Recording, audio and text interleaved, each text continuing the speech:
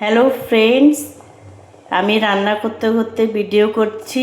একটা গ্যাসে ভাত চাপিয়েছি, আরেকটা গ্যাসে কড়াই চাপিয়েছি, গরম হয়ে গেছে। তাতে আমি সরষের তেল দিয়েছি। এদিকে তরকারি কেটে ধুয়ে রেখেছি, সজনে খাড়া, আলু আর বেগুন।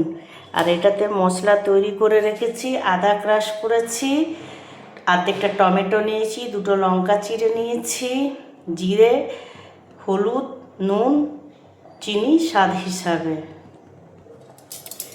তেলটা গরম হয়ে গেছে, তাতে আমি আলুগুলো দিয়ে ভাজবো যতক্ষণ পর্যন্ত এটা ব্রাউন কালার হয়ে যাচ্ছে।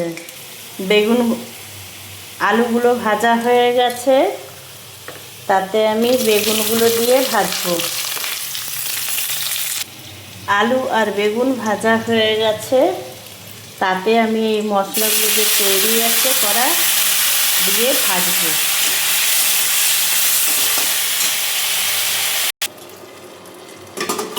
দেখো বন্ধুরা, ভাজা হয়ে গেছে। তাতে সজনা চিটিগুলো দিয়ে একটু ভেজে নেবো। এটাও দেখো বন্ধুরা, ভাজা হয়ে গেছে। তাতে আমি জল দিয়ে দিলাম সেদ্ধ হওয়ার জন্য ডাঁটাগুলো।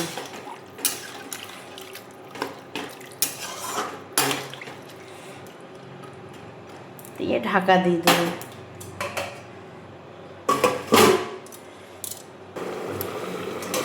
দেখো বন্ধুরা, তরকারিটা হয়ে গেছে, আলুটাও সিদ্ধ হয়ে গেছে, ডাঁটাগুলো সিদ্ধ হয়ে গেছে। এরপর আমি নামিয়ে নিচ্ছি।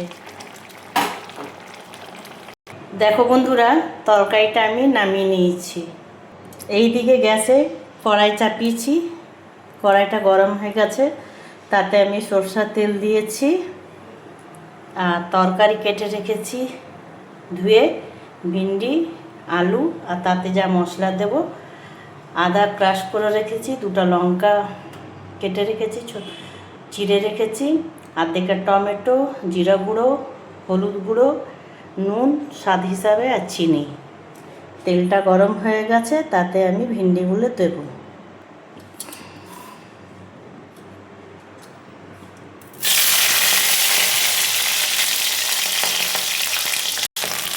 ভিন্ডিগুলো দিয়ে দিয়েছি গরম তেলে।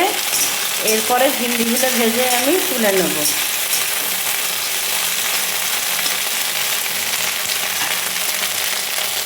ভিন্ডিগুলো ভাজা হয়ে গেছে, এরপরে আমি তুলে নিচ্ছি। ভিন্ডি ভাজা তেলে একটু কালো জিরা দিয়ে দিলাম,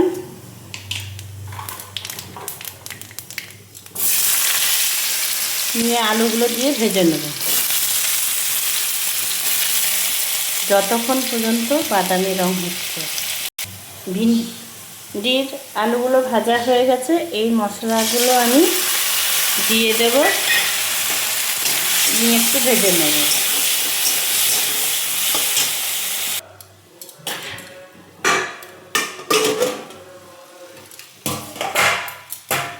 ভিন্ডি তরকারির আলুটা ভাজা হয়ে গেছে মশলাগুলো দিয়ে। এরপরে এটাতে ভিন্ডিগুলো দিয়ে একটু নেড়ে জল দিয়ে দেবো।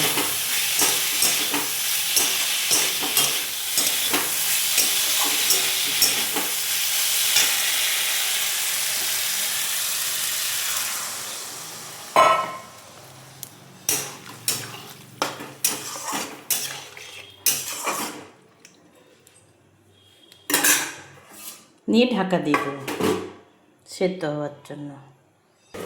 দেখো বন্ধুরা, ভিন্ডির তরকারিটা হয়ে গেছে, আমি নামিয়ে নিচ্ছি। তরকারিটা নামিয়ে নিয়েছি। এদিকে বাটি পোস্ত চাপিয়েছি গ্যাসে।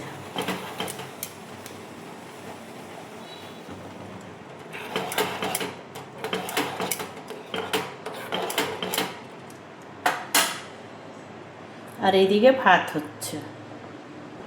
বাটি পোস্তটা হয়ে গেছে, আমি নামিয়ে নিচ্ছি। ভাত হয়ে গেছে, নামিয়ে নিয়েছি।